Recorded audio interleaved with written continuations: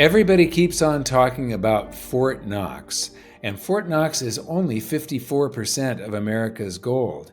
Everybody out there needs to start sending messages to Elon Musk, to President Trump, to your senator, your congressman. Start sending messages that all the US gold must be audited, especially the Federal Reserve, because if there is gold that has been rehypothecated, sold to more than one individual, loaned out, if there's any gold missing, it's most likely from the Federal Reserve's vaults. So, in today's video, Alan is going to give us a tour of the Federal Reserve vaults. Alan. Yes, thanks, Mike. So I was so surprised and pleasantly surprised when I went online to get some information about the Federal Reserve Vault in New York. And there was actually a PDF available with descriptions and pictures of the inside. So today I want to walk our audience through that. A lot of people ask me if I could make a video of a vault tour for our channel. And unfortunately, vaults don't let you record. So that's kind of a non-starter. But in the PDF that I have available from 1998, there are some great pictures and some great descriptions about what goes on inside the vault. So the PDF I have here is the Federal Reserve Bank of New York, the key to the gold vault. And they actually released this for the first time, possibly in the 70s. And then they re-released it in 1991, 1998, again in the 2000s, and possibly even again after that. And it seems like with each edition, they actually remove information, so it gets smaller and smaller. So I'm using one of the older versions. So how is the gold stored at the Federal Reserve Bank of New York? Well, it is secured in a most unusual vault. It rests on the bedrock of Manhattan Island, one of the few foundations considered adequate to support the weight of the vault, its door, and the gold inside, 80 feet below street level and 50 feet below sea level. In the middle of 1997, the Fed's vault contained roughly 269 million troy ounces of gold, representing 25 to 30% of the world's official monetary gold reserves. Okay, so a quarter of the world's official monetary gold reserves. The bank stores gold in the form of bars that resemble construction bricks and stacks them on wooden pallets like those used in warehouses. To reach the vault, the bullion-laden pallets must be loaded into one of the bank's elevators and sent down 5 floors below street level to the vault floor. The elevator's movements are controlled by an operator who is in a distant room and communicates by intercom with the armed guards accompanying the shipment. Once inside the vault, the gold bars become the responsibility of a control group consisting of representatives of 3 bank divisions: auditing, vault services, and protection. A member of each division must be present whenever gold is moved or whenever anyone enters the vault. All bars brought into the vault are inspected and weighed. These steps are critical because the weight and purity of a bar determine its value and acceptability in international transactions. A modern electronic balance scale weighs each bar to the nearest 1/1000th of a troy ounce. The vault control group verifies the weight, serial number, and purity measure stamped on each bar against an accompanying manifest. If everything is in order, the gold is either moved to one or more of the vault's 122 compartments assigned to depositing countries and official international organizations, or placed on shelves in one of the library compartments shared by several countries. The bars are stacked one at a time in an overlapping pattern similar to that used to stabilize a brick wall. Each compartment is secured by a padlock, 2 combination locks, and an auditor's seal. Although working with gold worth billions of dollars is a fascinating job, moving gold is arduous work.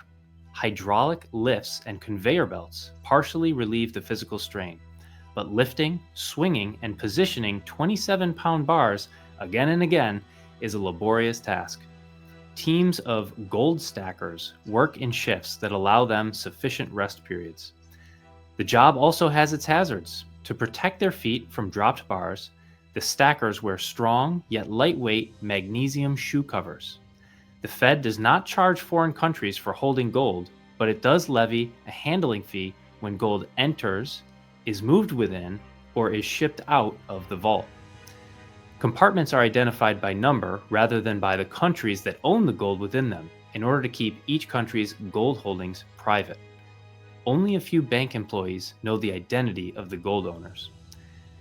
So does that last bit, Mike, strike you as a little strange that they sort of anonymize the compartments with a number instead of the country name? Because, allegedly all these countries do have official gold figures that are published online. Does that seem strange, or am Um, I off well, base here? actually, it's more standard procedure. Uh, GoldSilver.com was the first online precious metals dealer to offer third-party storage at Brinks. And when they first started storing gold for us, I went there to tour the vault, and we tried to film, and they wouldn't let us. They had customer names like pallets of silver eagles with a customer's names spray painted on pallet wrap, and I go, we can't have your employees knowing who owns that or anybody. And so, yeah, everybody has been assigned a number, and it's very anonymous now. So there's bookkeeping ledger. So in the bookkeeping department, they would be able to associate a customer with their holdings. But out in the warehouse where you've got workers, you don't want everybody knowing any specific names. So yeah, That makes sense. Yeah, makes right. sense now that you explain it like that. An indispensable security system. This might be the most exciting part. Storing almost $86 billion of gold makes extensive security measures mandatory at the New York Fed. An important measure is the background investigation required of all bank employees. Continuous supervision by the Vault Control Group also prevents problems from arising by ensuring that proper security measures are followed. The bank and its vaults are guarded by the bank's own uniformed protection force. Periodically, each guard must qualify with a revolver on the bank's firing range. The gold is also secured by the vault's design, which is a masterpiece of protective engineering. The vault is actually the bottom floor of a 3-story bunker of vaults arranged like strong boxes stacked on top of one another. The massive walls surrounding the vault are made of a steel-reinforced structural concrete. There are no doors into the gold vault.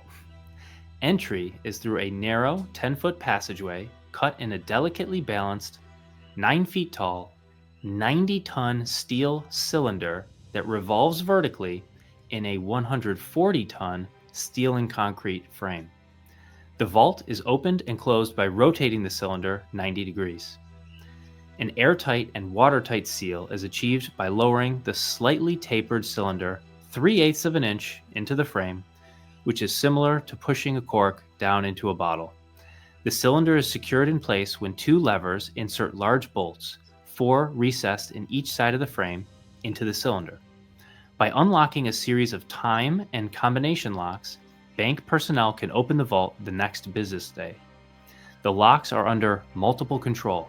No one individual has all the combinations necessary to open the vault.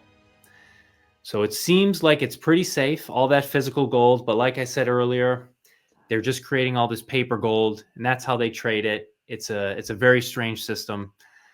What do you make of all this, Mike? Well, I think it's safe if it's our gold. It's who has title to these bars, and are all the bars still there, because they can ship it out. So we need to know.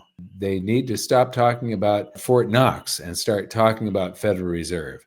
That's much more important. The Fort Knox gold is probably there. Who knows?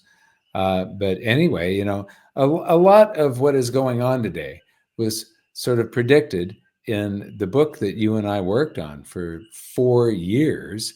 And it's by far the highest rated book on Amazon for precious metals. And with 93% 5 stars.